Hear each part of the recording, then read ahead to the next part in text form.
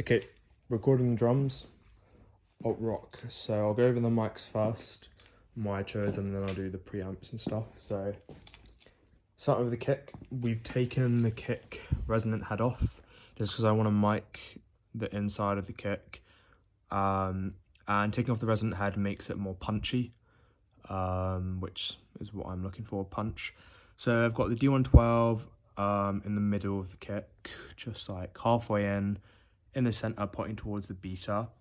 I've also got my pedal on the plastic side, so it's more clicky than on the felt. For the kick out, I've got the NT2000 backed off a bit so it doesn't get distorted. The reason I've chosen these, so for the NT2000, I've chosen this because I'm not a massive fan of the NS10. I think it just sounds a bit weird. It has like, the low end just sounds a bit weird and kind of like has weird frequencies in it or something. I just don't like the sound of it. But the NT2000 has a really good low end and punch to it. And the D112, the same, it's just a great kick mic. It's got, of the ones I tried in Studio 2, it's got the best click to it. Like high end and like low end punch as well. So I've also flipped the phase on those because they're out of phase. And then for the snare, we've got two 57s. I chose 57s because they've just got a lot more crack to them and presence compared to other mics.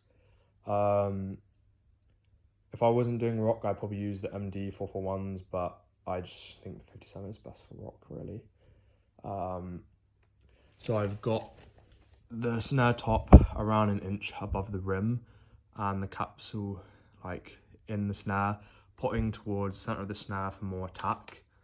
Then on the bottom snare, we've got it about 3 inches from the rim and the capsule in. The reason I've done this is because the rule of thumb is normally that to help with phase issues, it's like 1:3 ratio. So if the snare top is an inch above the rim, then the snare bottom needs to be 3 inches below. So that's what I've done here. And then I've got it just pointing towards the snares and in the same sort of direction towards like the center slash mid slash rim to like middle of the rim to center of the snare. Yeah, and just like following the same sort of path as the top mic. We've got moon gel on the snare to dampen it, so it doesn't ring as much because it has got a bit of ringing in it, and the moon gel just makes it a lot more tighter and snappy and punchy. For the toms, I've got the MD 41s pointing down at the center of the toms. This is to get more of like the attack. I chose these mics because they're just the best for toms, and from what I've tried in here, they were the best. They had the most like low end and punch to them for this thing, which is perfect. For the hi-hat, I've got just a 57 pointing towards the edge of the hi-hat to help minimize like bleed from other stuff. I should mention that as well with bleed. So we've got the null end of the snare mic pointing towards the hi-hat and kind of like the cymbal to like cut out as much of the bleed from those as possible.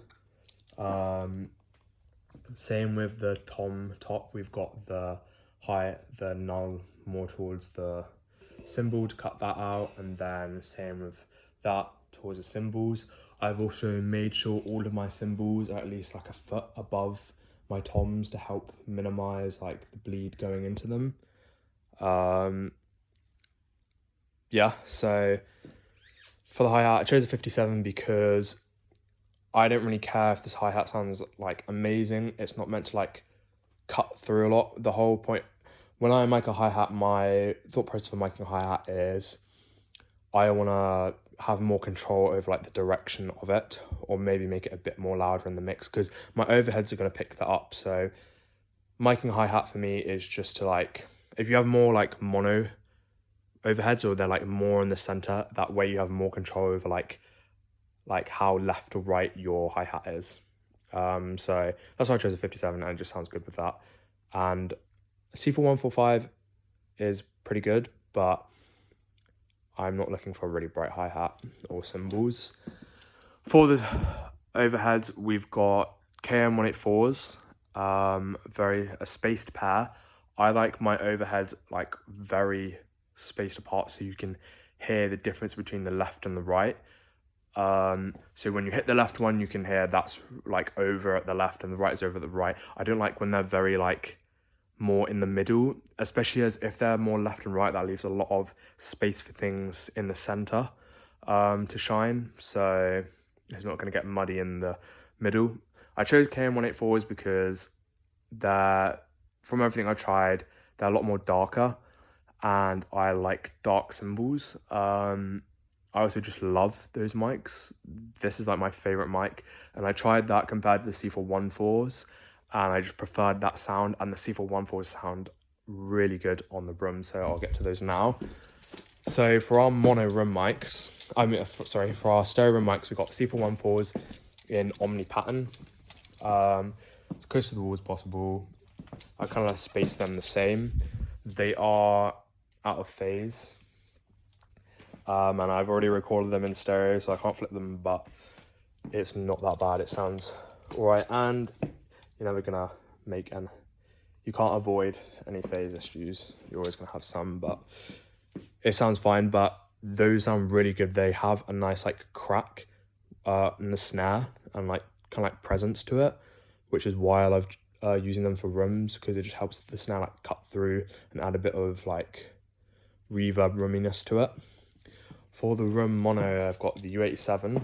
I should say for the rooms as well, they're at snare height, at snare level. And because I also don't like a lot of cymbals in my rooms, because then you just get a lot of cymbal everywhere, especially if you're going to crush the hell out of them, it's just not going to sound nice.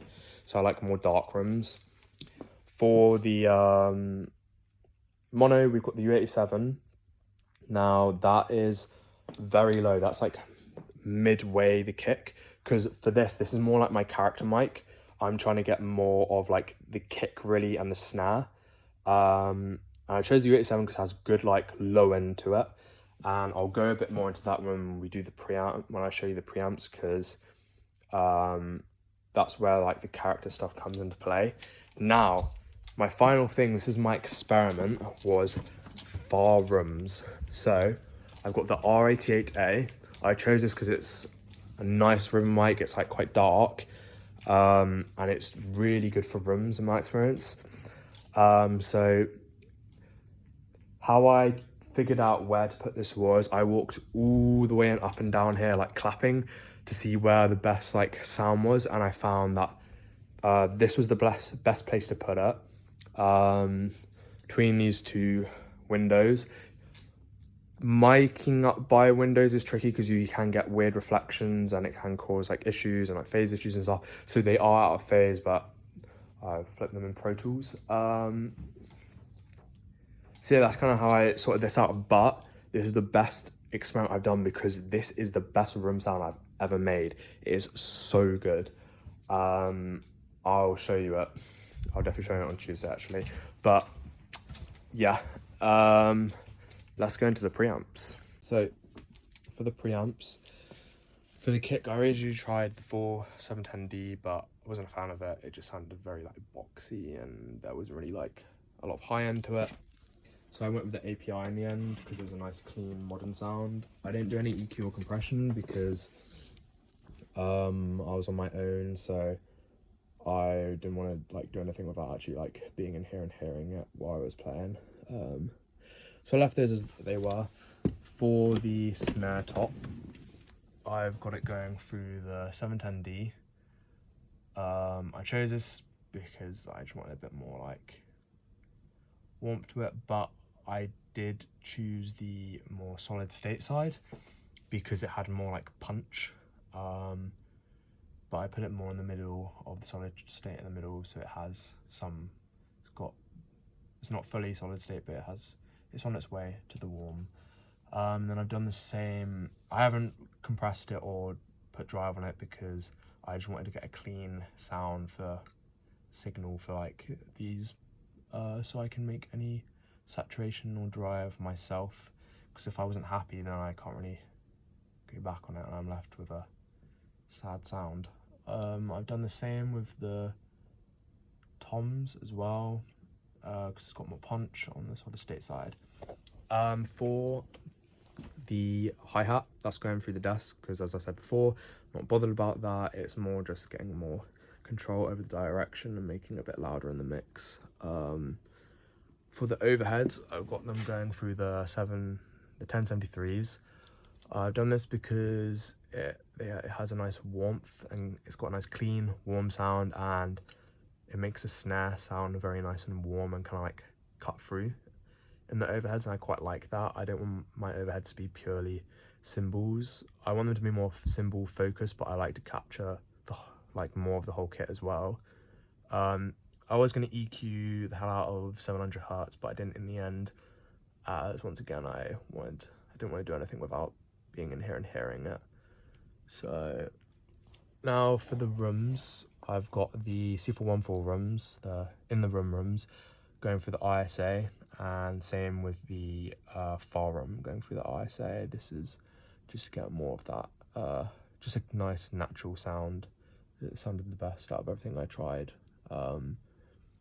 Then for the character, the mono room, we've got that going for the 6176. So reason I've done that is because I tried this before, and I tried both the 500 and the 2K, and the 500 had a really nice grit to it on the kick and the snare, which is kind of what I'm looking for this, because it's more kick and snare based mic.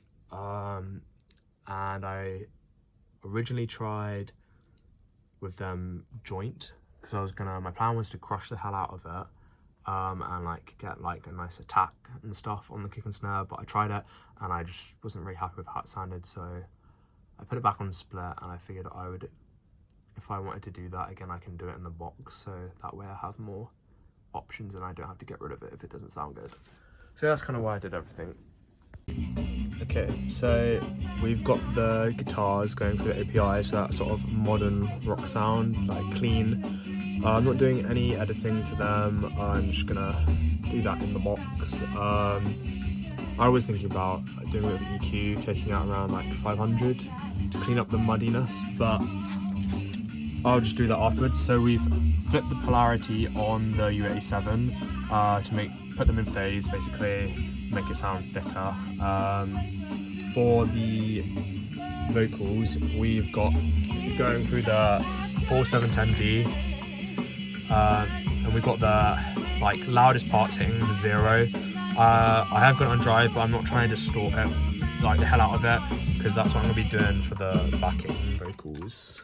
The main vocal is more on the trans, is on the solid state side, just to get that like punch, and we've got slow for the compression. For the what's it called? For the layers, I've got that on the tube side for the warmth, and those I'm like crushing the hell out of when we record them. Obviously they're not recording at the moment.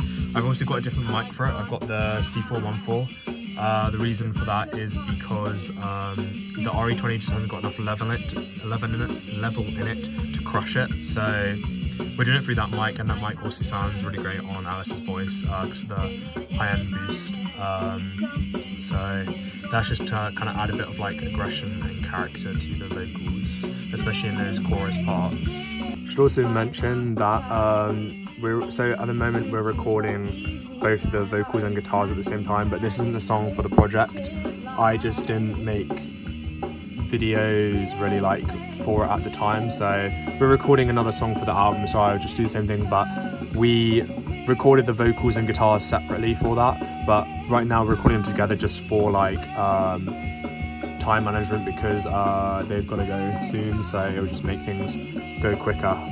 But yeah, we recorded them separately, especially with all those guitar layers. Yeah. Right, so for the guitars, we've got SM57 and the U87. The 57's for like the presence and attack. The U87 is for that like kind of like low end, like meatiness and grit. I've got them around like in the middle, kind of like facing like just off like the side of the center. The U87 is more to the edge. 57 is more to the center for that like brightness. Yeah, so that's kind of why I use those, like just to kind of blend the two together and get a nice tone, like a nice attack, but also like low end to it, and like thickness. Yeah. For the vocals, I went with the RE20 because it's just a great rock mic. Has good aggression to it. Alice is very small, so it's very low down, but we've got it just above her, pointing down, kind of like so she has to look up a bit, because when you sing, looking up helps open up your vocal cords and your throat to sing more clearly, and just project your voice more in general.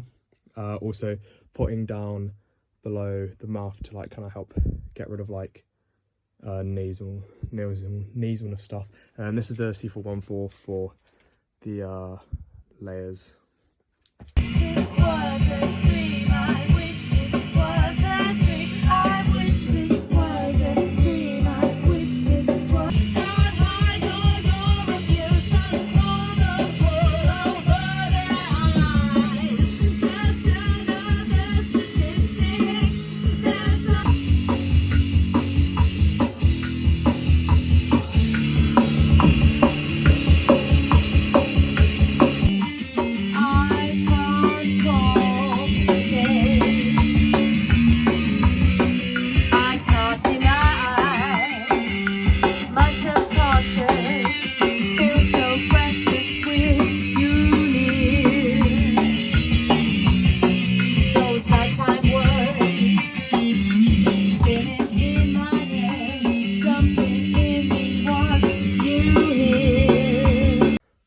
Alright, for the bass, so we have got the U87 and the MD421. The U87 is kind of for the low end, and just like, I picked it because it's got just a nice flat response, and it also sounds good on stuff like bass guitar and drums. So the MD421, that is more of my like mid-high range sound. That's where I'm going to get like the presence from in this bass, and that's what I'm going to be crunching the hell out of and using for like the overdrive. So I've got them a decent amount away, especially this one with the pad on, just to make sure I don't kill it. The U87 is pointing towards the center of the bass for the low end, and the MD41 is pointing towards the edge of the cone for the high end. And I've EQ'd it as well here. Got the low on just like in the middle, taking a bit of the low mids, cranking the hell out of the high mids and the highs to get that nice like attack. The gain is up a bit as well, so that's what I've done miking wise. I'll also talk about it in the preamps and about the DI. So right, so for the preamps, as you can probably hear, there's a lot of noise coming through, so I've sent them through the 4710Ds.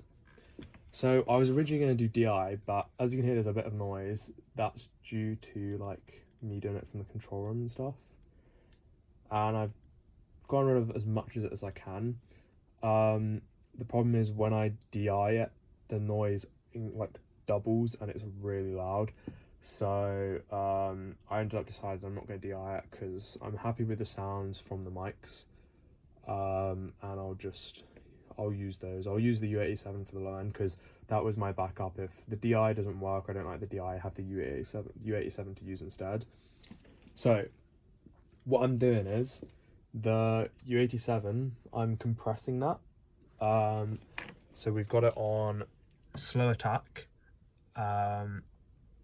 and we've got it in the middle to get a balanced tone, so a mixture of both the solid state and like the warmth from the tube. Because originally I was gonna have it on the solid state side, but because I wasn't using the DI in the end, I decided to put it for a more balanced sound, as I don't really need all the attack from that, because that's just going to be my low end. Well, my attack is going to be really in the MD41, so I'm doing about 3 to 6 decibels of compression on the like normal parts. It's around 3, on the louder, on like the bridge, it's going to 6, which if I zoom in, you'll be able to see when I play. And when I play harder as well.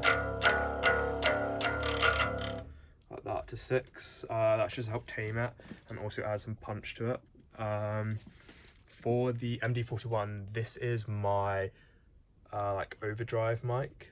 This is where I'm getting a bit of that distortion from. I don't have a pedal, so I'm using this preamp. So we've got it on the drive setting, and we've got it on.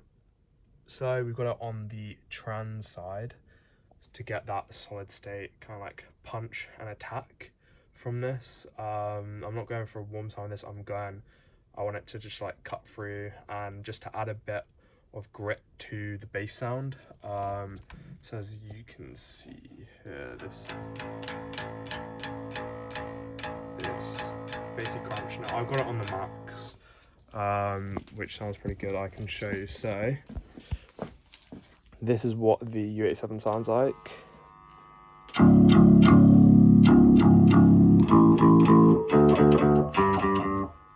It's got good, they've both got really good clarity. I find I really hate the bass in Studio 2 because it's really fucking muddy. Like, you have to EQ the hell out of the bass amp to get some sort of clarity from it. It's just not very nice, so I'm using my bass instead, which is a lot more clean and it has good attack on it, and like mid-range, high-end. This is the MD41.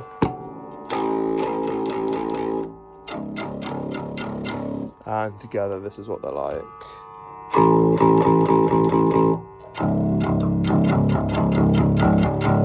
So it's just adding a bit of grit to the bass sound.